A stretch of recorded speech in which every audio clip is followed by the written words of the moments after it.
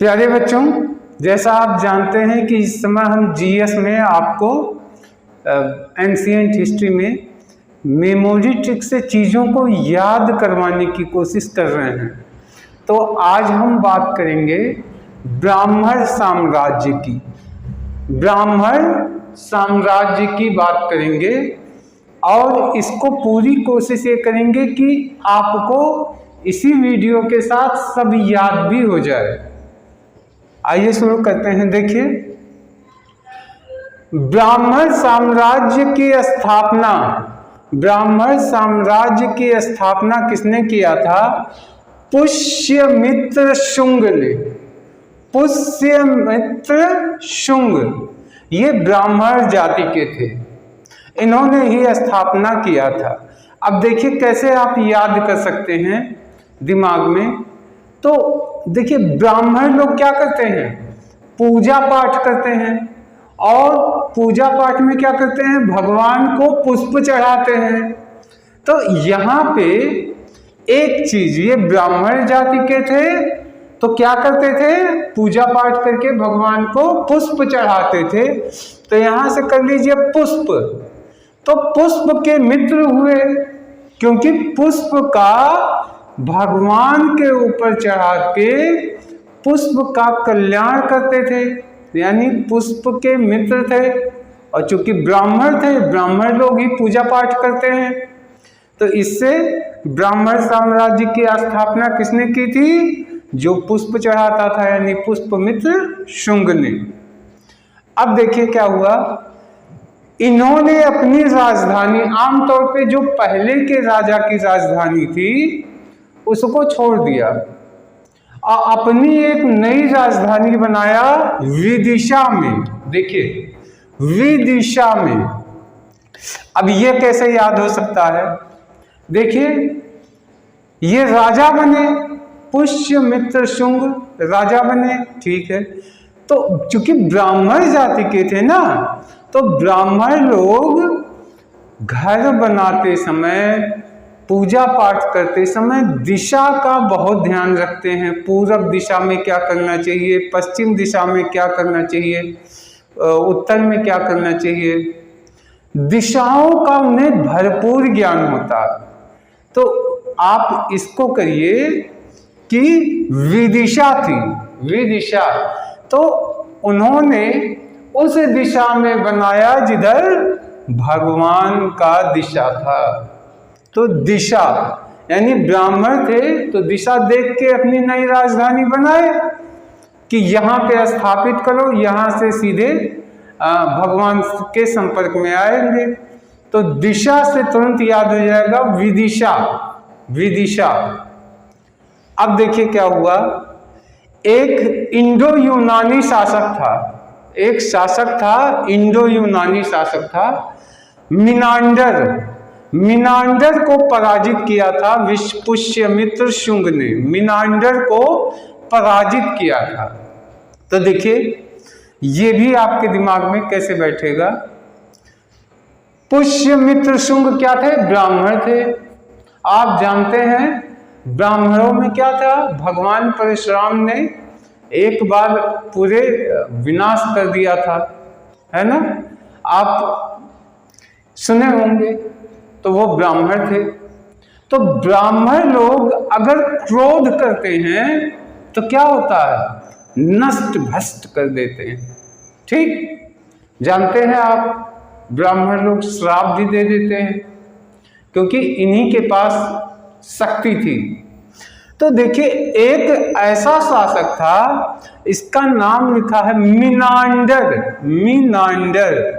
तो इसको कर लीजिए, मैं ना डरता, मैं, देखिए मैं ना डरता।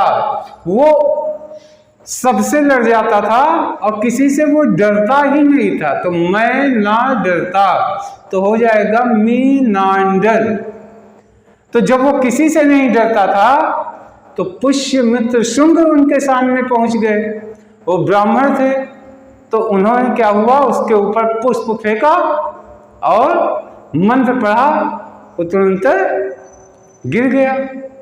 कल्पना कीजिए, जो मैं ना डरता, यानी मिनांडर, डर, अंतिम में देखिए क्या छिपा है, डर, और ना छिपा, यानी किसी से ना डर, यानी वो किसी से नहीं डरता था। तो उसको किसने हरा दिया? पुष्यमित्र शुंग ने, क्योंकि ब्राह्मण थे और ब्राह्मण का क्रोध नष्ट कर देता है, तो उन्होंने क्रोध किया तो वो नष्ट हो गया। आशा है दिमाग में बैठ गया होगा। फिर आइए यहाँ बात करते हैं। इन्होंने क्या किया? 2 बार अश्वमेध यज्ञ किया था, 2 बार अश्वमेध यज्ञ किया। और ये यज्ञ किसने करवाया था? महर्षि पतंजलि ने करवाया था, महर्षि पतंजलि द्वारा करवाया गया यज्ञ था। तो अब देखिए, आप जानते हैं कि उस दौर में एक यज्ञ होता था, अश्वमेध यज्ञ। तो इसमें क्या करते थे? एक अश्व, अश्व माने घोड़ा, घोड़े को छोड़ देते थे और उस पर लिख देते था, अगर कोई इस घोड़े को पकड़ा तो उसको मुझसे युद्ध करना पड़ेगा। जो कोई पकड़ लेता था तो उसको युद्ध करना पड़ता था, और जो कोई नहीं पकड़ता था वो विचरण करता था अश्व। अगर घूम घुमा के जब अश्व राज्य में वापस लौट आए तो इनका अश्वमेध यज्ञ पूरा माना जाता था। अब कल्पना कीजिए, कई बार अश्वमेध यज्ञ किया इन्होंने? 2 बार किया। तो कल्पना कीजिए कि उन्होंने 2-2 अश्व छोड़ दिए, 2-2 अश्व। तो 2-2 अश्व से क्या होगा? 2-2 घोड़े उन्होंने छोड़ दिए। अब जब 2-2 घोड़े छोड़े तो 2-2 अश्वमेध यज्ञ हो गया। और उसको किसने करवाया था? तो महर्षि पतंजलि ने। तो इसको कैसे याद कर सकते हैं? देखिए, ये महर्षि थे, बहुत तपस्वी महर्षि थे, योग ऋषि भी थे, योग बल के बहुत बड़े ज्ञाता थे महर्षि पतंजलि। इन्हीं के नाम पे बाबा रामदेव ने महर्षि पतंजलि रखा है।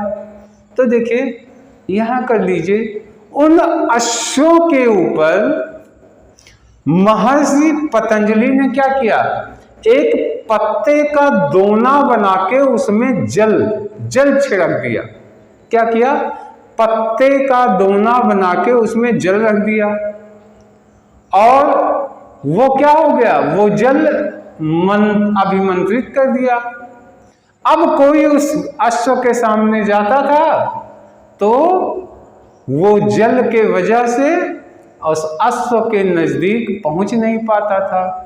यहाँ पे क्या है? पत्ते में जल भर के जल में मंत्र फूंक दिया। ये कल्पना क्या है? पतंजलि, महर्षि पतंजलि ने ये काम किए। और चूंकि पुष्यमित्र शुंग भी ब्राह्मण ही थे, तो जैसे आप इसको सोचेंगे, आशा है दिमाग में बैठ जाएगा। महर्षि पतंजलि ने करवाया था और 2-2 अश्वमेध यज्ञ इन्होंने किया था।